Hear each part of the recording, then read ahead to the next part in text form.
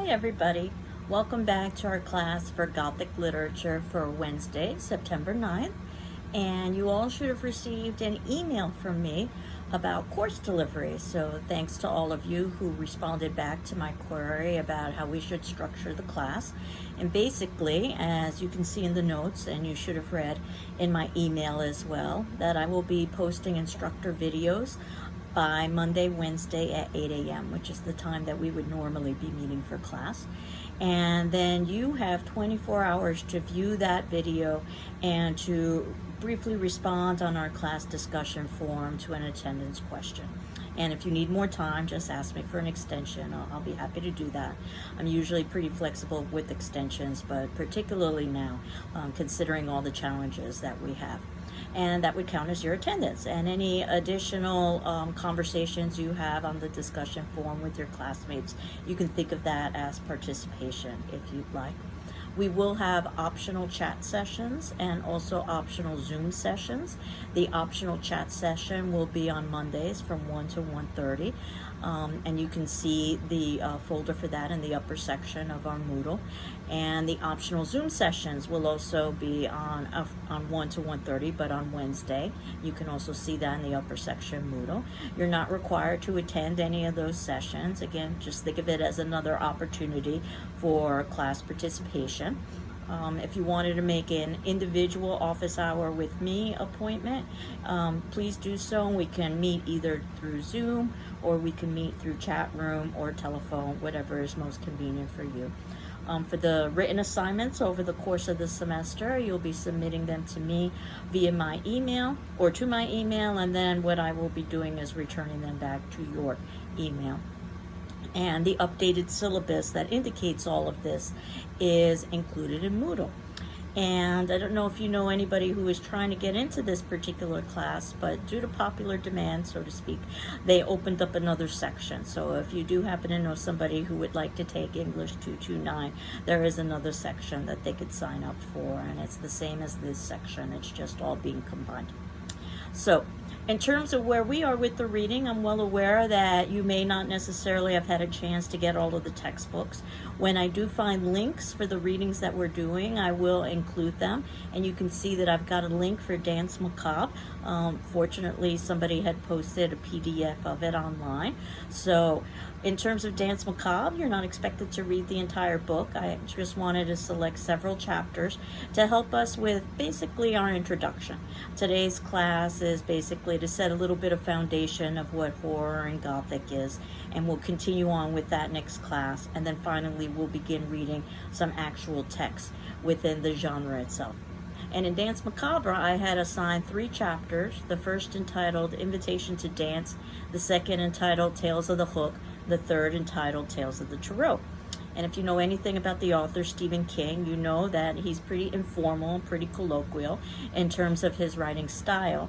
That said, he is probably one of the masters in the horror and Gothic tradition, and he has quite a bit of literary background as well, with a master's degree in English. So when he talks in his text a little bit about his perceptions about how horror is related to literature, there is some academic reason for our paying attention, as well as the fact that ultimately he is very skilled in writing in the genre itself. The other essay or the other text that we'll be reading that talks about similar things happens to be by H.P. Lovecraft, an author that you may or may not have heard of, but he also is a very famous author in the genre. And his essay, which is a rather long essay, it's almost like a very short book, Supernatural Horror in Literature. And I can warn you right now that H.P. Lovecraft, which is what we're going to be talking about next class, his writing is very different from Stephen King's. His writing is very formal. Even though H.P. Lovecraft was an American, he tried very hard to mimic the British styles of writing, very much an Anglophile. And he makes references to many, many texts that you and I have probably never had the opportunity to read. And don't let that dissuade you from reading his essay. You don't necessarily have to understand all of the references that he's making.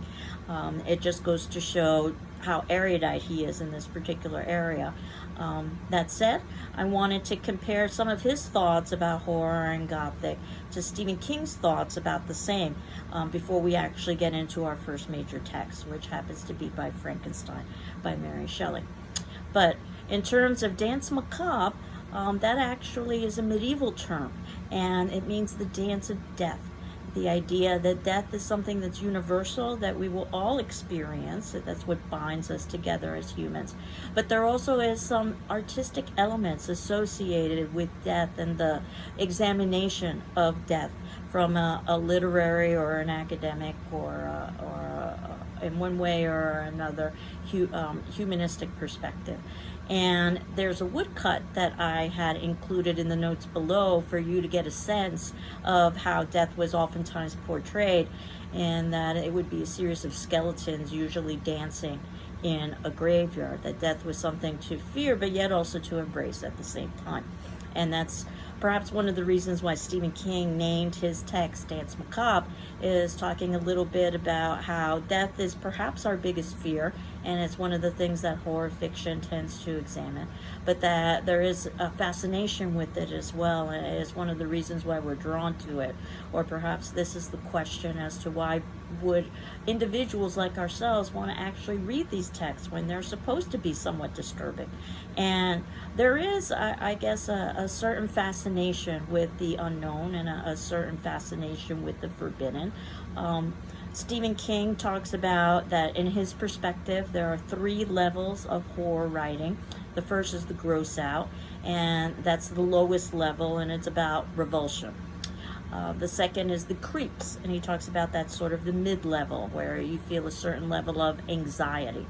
And the third is terror, and that is a fear of disestablishment. It's the highest level, and probably it's much more subtle. You don't necessarily see anything awful, but the mind supplies through its imagination the fear. And there's a long tradition of this. If you're familiar with the film Psycho, for instance, which I talk about in my horror film class, not only is it a superb piece of cinema, but it also shows the skill that Alfred Hitchcock had in terms of editing, in that audiences, in that very famous shower scene when the female character is being stabbed to death in the shower, audiences will swear that they see the knife penetrate the skin, and they don't. It's again a marvel in editing where you see skin and you see knife, but never once do they connect. Basically, it's the mind that fills in that particular gap. Again, the power of the imagination. If you're familiar with another film, yet another that I talk about in my film class, the Blair Witch Project, that also is an examination of something that doesn't necessarily show, but it suggests, and that the mind fills in the horrors. And if you've ever been alone at night and you've heard a noise downstairs and you've wondered what that noise could be, perhaps you understand how easy it is for your imagination to run away with you.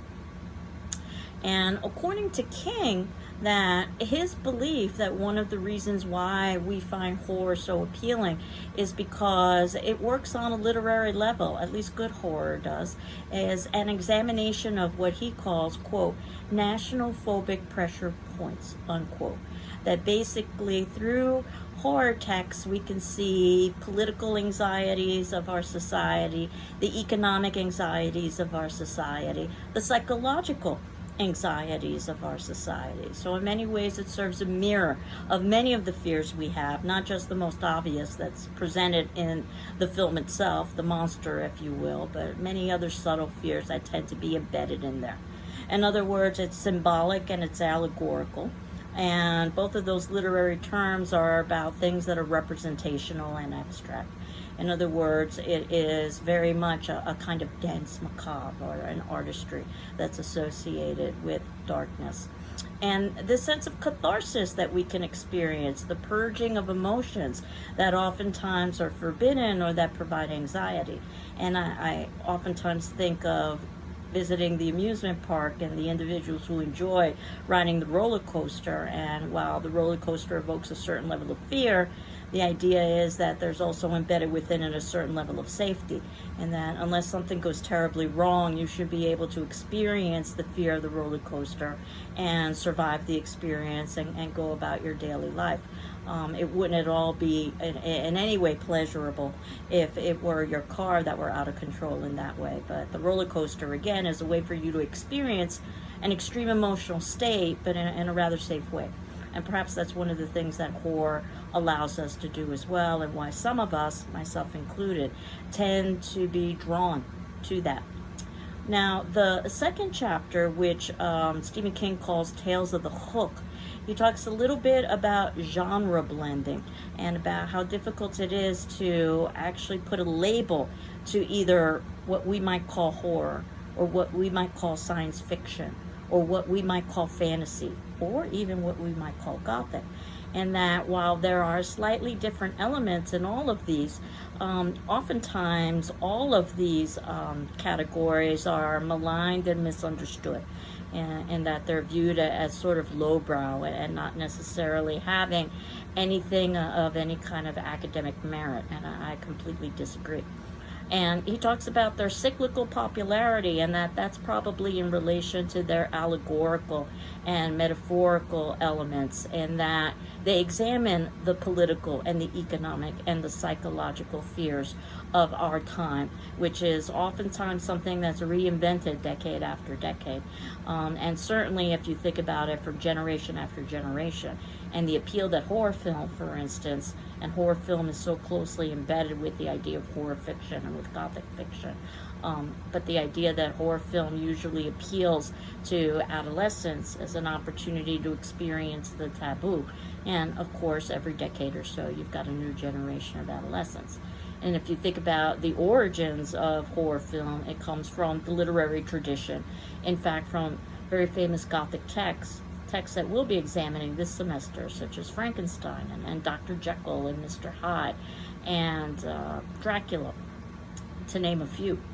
But this cyclical popularity is probably, again, an opportunity for us to engage in the deviant in a safe way.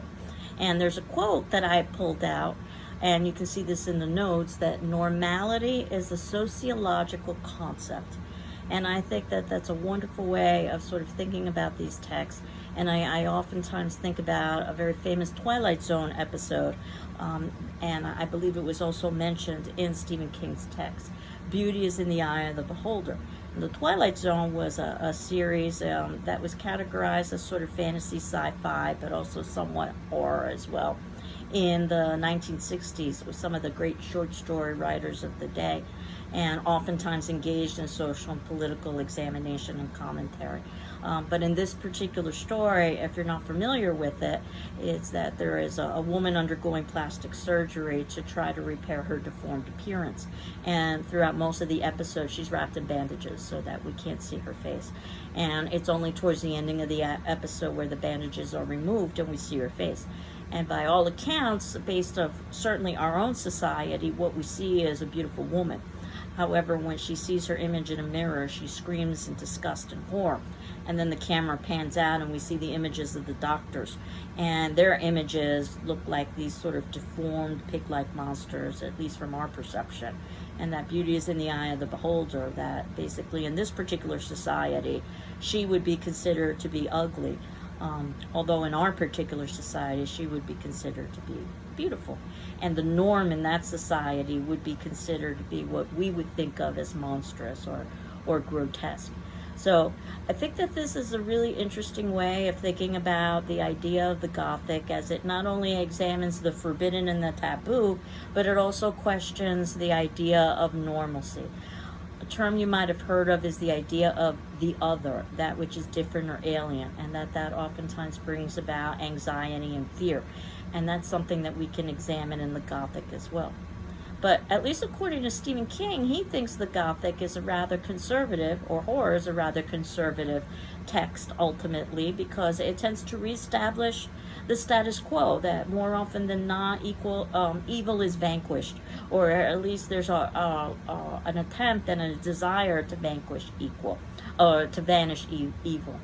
We'll see whether or not you disagree or agree with that particular perspective as we continue on throughout the semester and you actually get to read some text. His second chapter, Tales of the Hook, is after a very famous campfire story, horror story, which he details, and that basically he talks about how it has very little characterization and it has very little literary development. It's meant purely for the thrill at the end, and that ultimately there's a couple, and they are aware that there is a serial killer on the loose that has a hook for a hand, and they go to a very deserted area in order to be able to spend some time together, and the girlfriend objects, saying that she wants to go home, that she's afraid because of the serial killer, and then ultimately the boyfriend, in a very angry way, takes her home. He's very disappointed, and it turns out that when he opens up the door, there's a hook in the door. In other words, that they came that close to actually being attacked by that monstrosity. And that, that's the kind of tale you tell merely to send fear, but not necessarily that adds any kind of subtlety or complexity. And that the texts that we're going to be reading, and the texts that perhaps are best known, are the texts that offer not just that moment of fear, but also offer some sort of commentary about our society at large. And then in the third chapter, I had assigned Danse Macabre, Tales of the Tarot. If you're not familiar with tarot cards, those are cards that are oftentimes used to tell the future. In fact, we'll be revisiting tarot cards in one of the later texts in the semester, The Haunting of Hill House. But basically what Stephen King is talking about in that particular chapter is that, again, from his perspective, horror tales are agents of the norm, and that they're mostly morality tales. And morality tales begin with medieval times, when biblical stories were basically dramatized in order to teach a particular lesson. And as time went on, those stories became more and more elaborate, so they became more fictional in nature, rather than just purely relying on the skeletal biblical stories upon which they were based. And the idea is that there was a learning lesson associated with them. Perhaps one of the most famous medieval morality tales was a tale called Everyman.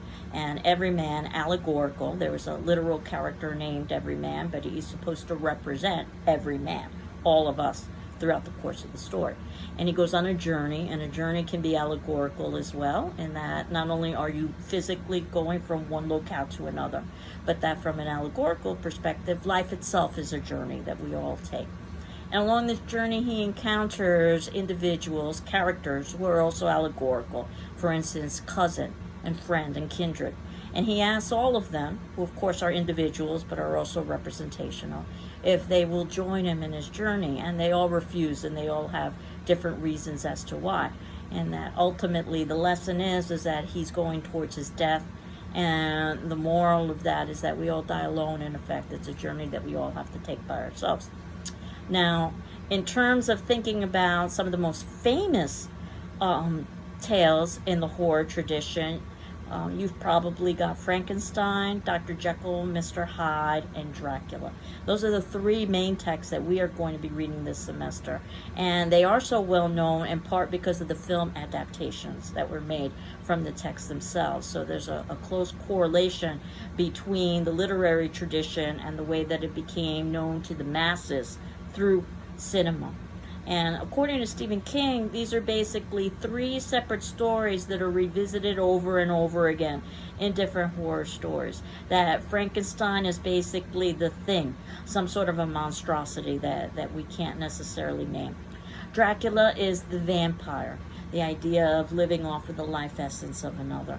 And then finally, Dr. Jekyll and Mr. Hyde is the werewolf, the transformation that occurs from one entity to another. And that all horror stories, in one way or another, deal with these rather, in some ways, universal stories that we've become quite accustomed to. Whether we are examining external horror, which happens to be something from the outside that is imposed within us, or whether we are experiencing an internal horror, psychological horror. And I'm not sure which is more frightening. We'll see a little bit of both over the course of the semester. And that while we tend to think of this genre as perhaps starting with things like Frankenstein and Dr. Jekyll and Mr. Hyde, the literary tradition of this goes all the way back to even Shakespeare's time, when you think about something like Macbeth and the Three Witches. So, sort of considering what exactly horror is, it comes from a term called Gothic, which is why this class is called Gothic literature. But Gothic and horror are closely intertwined, and Gothic happens to be a architectural term that you might be familiar with, that's known for these large cathedrals and pointed arches. It's also a historical term. The Goths were basically German conquerors and were known as barbarians. And basically, this term Gothic, and it was viewed as barbaric, was applied to a novel called The Castle of Otranto in 1764 by Horace Walpole. And that's been identified as the first Gothic novel, which we are not reading in class, mostly because it's terribly written, I must say. That said, it helped to establish some of the conventions associated with what we call Gothic that eventually has sort of transformed itself over to what we think of as horror. The conventions are things like dark and secret passageways, mystery, death, decay, distress, victimization, omens, curses, nightmares, eeriness, the possibility of supernatural activity. Oftentimes there's ambiguity associated with that, which is very nice for the reader or even the viewer for watching a film, in that if you don't want to accept the supernatural possibility, something that defies the laws of nature, then you can perhaps grab to another possibility, something like madness or psychosis. Doubling. If any of you have ever heard of the doppelganger, the idea that we all have another entity that basically is very similar to ourselves, at least physically, that we all have a double. And you'll oftentimes see this in the reference to twos or to mirror images or to parallel structures in Gothic texts. And basically they are known for being European novels that were written in the 1800s.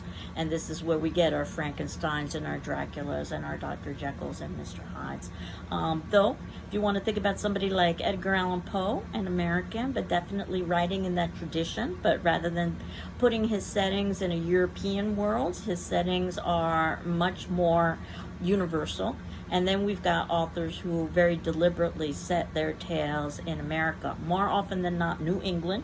H.P. Lovecraft is known for that, since basically New England is the oldest area of the United States. It literally is an England that is new. So it's sort of playing off of those traditions. The early Gothic romance, or the early Gothic texts, oftentimes had elements of romance within them as well, but that tended to become less important as Gothic sort of translated itself over into horror. But I think when you say Gothic, it probably comes with a gravitas, some sort of a literary respect that you wouldn't necessarily say or necessarily think when you hear something like horror, and then that's where you start thinking about Friday the 13th, part 37, or whatever the case may be with the slasher film. But the way that I structured the class was I try to put the text in chronological order. And again, we won't be reading The Castle of Otranto, even though that's considered the first Gothic text. We will begin with Frankenstein, which has great literary elements within it. And it also leads to the question of genres, that while we can talk about it as being horror, we can talk about it as being Gothic, we can also talk about it as being science fiction. And in fact, it's a text that's read in science fiction classes, which goes to the difficulty in trying to put a category on a particular piece. The idea behind science fiction is that there is enough science that could lead to the tale being a possibility, as opposed to something like horror, which is perhaps more reliant on something that could never be explained through science, something that truly is supernatural. But there's a fine line between the two. And in fact, Frankenstein is a text that I study in my Women in Literature class as well, because the author, Mary Shelley, is hugely important in terms of the female literary tradition. So there are lots of different lenses that we can examine Frankenstein through, but I can just about guarantee that as we're getting closer to Halloween, that you will see some images of Frankenstein, and it is an incredibly misread novel for a whole host of reasons. Probably the biggest reason is that the film, the 1930s James Whale film that helped to establish this iconic image of Frankenstein, is very different than what Mary Shelley had intended. And in fact, I wanted us to see that film, and we will be seeing that film in class, as well as talking about the text and talking about some similarities and differences. But I tell you now, if you've never read Frankenstein, it's very different than what Hollywood has portrayed it to be. And again, you can view Frankenstein from a science fiction perspective. You can view Frankenstein from a women in literature perspective. You know, there are even elements perhaps of the fantastic world that oftentimes have horror associated with them. I think about something like Lord of the Rings, when we think about the idea of fantasy, something that doesn't exist, but yet also has monstrosity within it. So the idea of genre can be somewhat tricky. But again, as we think about these texts, it's almost, I suppose, universal, where we think about not only Frankenstein, but we also think about Dracula. I bet that Halloween party that has a Frankenstein probably also has a vampire and a Dracula in it as well. So that's also a major seminal text that we're going to be reading, and also watching the 1930s video of, because that too helped to cement the iconic image of Dracula. In fact, as much as possible, I wanted to include video film with the texts themselves. Dr. Jekyll and Mr. Hyde is a little trickier because there are lots of different versions that are out there, and we'll talk about that. I don't think there's one that's particularly iconic.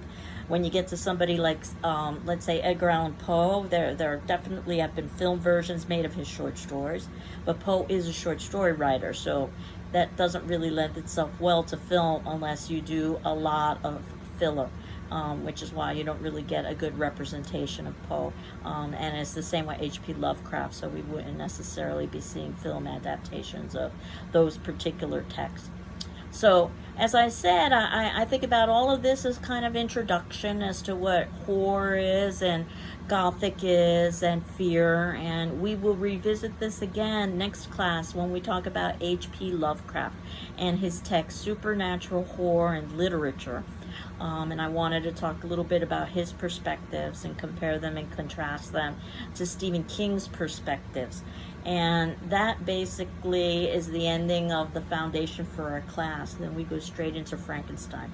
You can see that we've got 4 classes devoted to Frankenstein, so that we've got a lot of time to talk about the novel and also see a film adaptation as well. What would be ideal, though I know the world isn't always ideal, what would be ideal is that you would have finished the novel in its entirety during the first class in which it is assigned. And for us, that happens to be the 16th of September, just so that we can talk about the novel holistically. But of course, it might take you several classes. And the same with all of the other texts, that as we're talking about a text such as Frankenstein, my hope is that you are beginning to move to the next text. For us, that happens to be Edgar Allan Poe before we move to Dr. Jekyll and Mr. Hyde, and so on and so forth as we continue on with the semester. This is also when we begin to transition over into texts that you'll be writing journals about. So this is something that I'll be talking about next class as well. Your first journal will be on Frankenstein, and it's not going to be due until the 28th of September. So we've got a little bit of time to talk about how to put together a journal. And certainly you can make reference to what you've read and discussed about Stephen King and about H.P. Lovecraft. That basically holds true throughout the entire semester. But the actual Gothic texts themselves begin with Frankenstein. So in terms of today's attendance question, I like to ask attendance questions that don't necessarily have right or wrong answers, just questions that will evoke thought and dialogue. Today's attendance question, which you can answer on our class discussion forum, and you've got 48 hours, so that would be due Thursday, September 9th, 8 a.m. Again, if you need more time, just let me know. What frightens you, and the reasons why? I mean, Stephen King had some thoughts about the idea of death. being something that is a universal in terms of fright. But I'd be very curious to know what your specific thing is in terms of fright, but more importantly, why it is that that particular thing or things happen to frighten you. And I encourage you to read all of the responses from your classmates as well, even if you don't interact with your classmates, so that you can get a little bit of a sense of what we might have talked about at class if we were meeting live. So I hope you're well. I'm doing well. And we will continue on next class and talk about H.P. Lovecraft. Take care. Bye-bye.